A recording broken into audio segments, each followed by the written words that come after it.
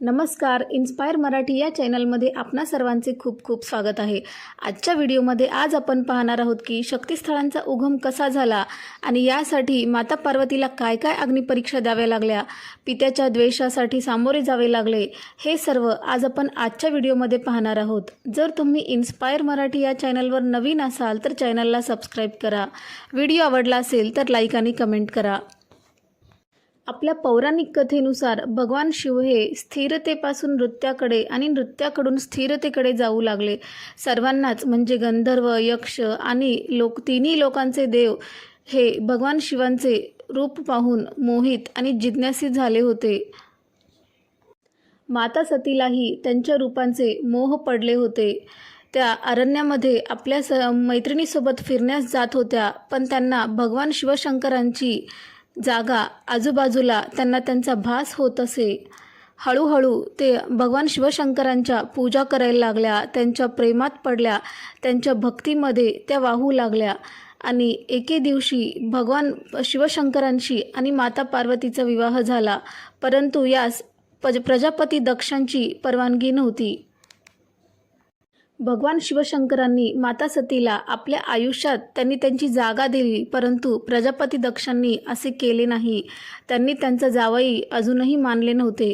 का तर ते कुठलेही राजा नव्हते, चांगला पोशाख घालत नव्हते. ते नेहमी स्मशानात राहायचे, भस्म लावून फिरायचे आणि मानवी कवटीतून जेवण करायचे.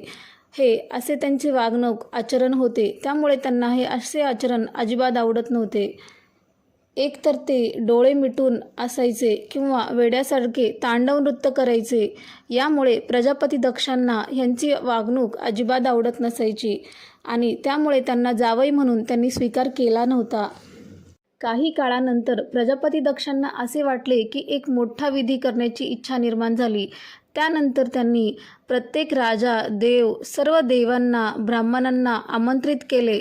मात्र माता सतींना आणि शिवशंकरांना आमंत्रित केले नव्हते. भगवान शिवशंकरांकडे घर नसल्यामुळे, राहण्याची जागा नसल्यामुळे, स्वयंपाकाची व्यवस्था नसल्यामुळे ते जंगलामध्ये, अरण्यामध्ये जे मिळेल ते खायचे, जसे असेल तसे ते राहायचे. परंतु माता सतीने कधीही हट्ट केला नाही की मला हे पाहिजे म्हणून. प्रजापती दक्षांनी यज्ञ आयोजित केल्यानंतर त्या यज्ञामध्ये सर्व राजे, महाराजे, देवी देवता, ब्राह्मणगण सर्वजण उपस्थित होते. जेव्हा सर्व देवी देवता, राजराजे तयारी करून सजून धजून जात होते, तेव्हा माता सतींनी पाहिले आणि त्यांना विचारले की तुम्ही सर्व कुठे जात आहात.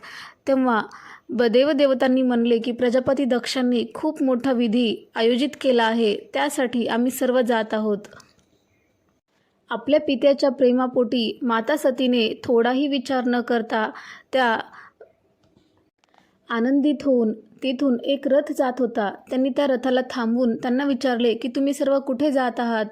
तेव्हा त्यांनी म्हटले की तुमच्या वडिलांनी मोठा यज्ञ आयोजित केला आहे, त्या यज्ञासाठी आम्हा सर्वांना आमंत्रित केले आहे.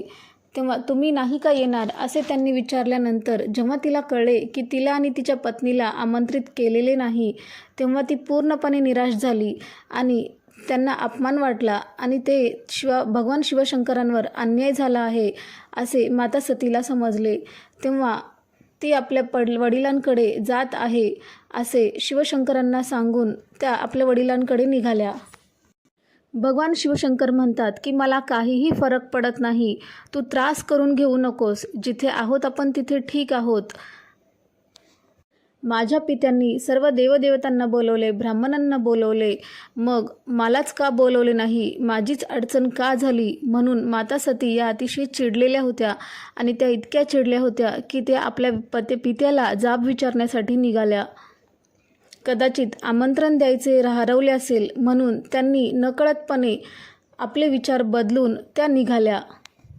भगवान शिवशंकरांनी त्यांना अडवले सुद्धा, नको, तू तिथे जाऊ नकोस, तुलाच त्रास होईल. परंतु त्या ऐकल्या नाहीत.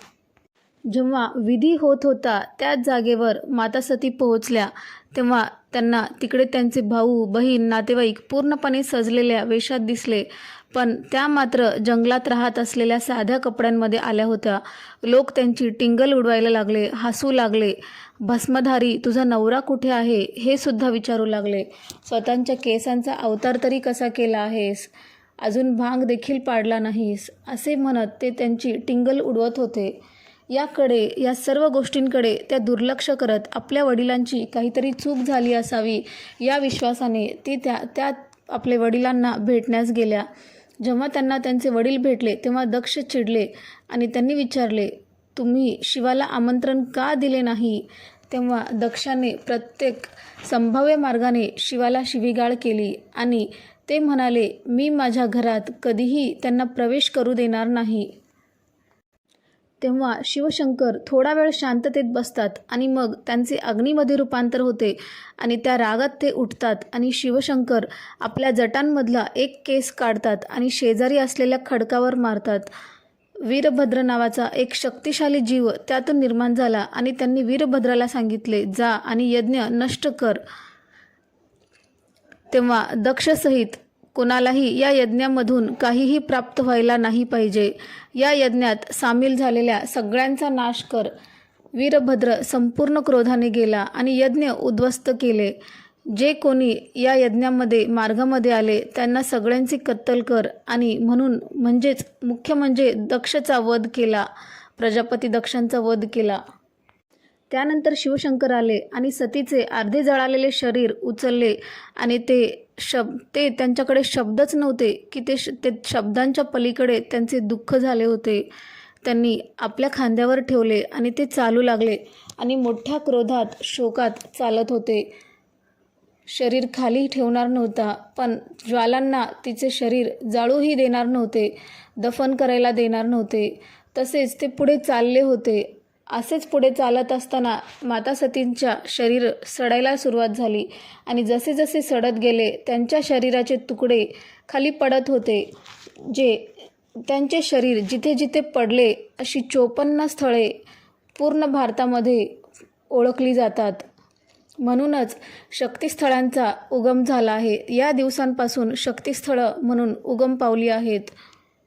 माता सतीच्या शरीराचा प्रत्येक भाग पडताच तिथे शक्तीची एक गुणवत्ता स्थापित झाली. ही भारतातील प्रमुख मुख्य देवी मंदिरे आहेत. असा आहे शक्तिस्थळांचा महिमा. तुम्हाला आजची कथा कशी वाटली? जर तुम्ही इन्स्पायर मराठी या चॅनलवर नवीन असाल तर चॅनलला सबस्क्राईब करा. व्हिडिओ आवडला असेल तर लाईक आणि कमेंट करा.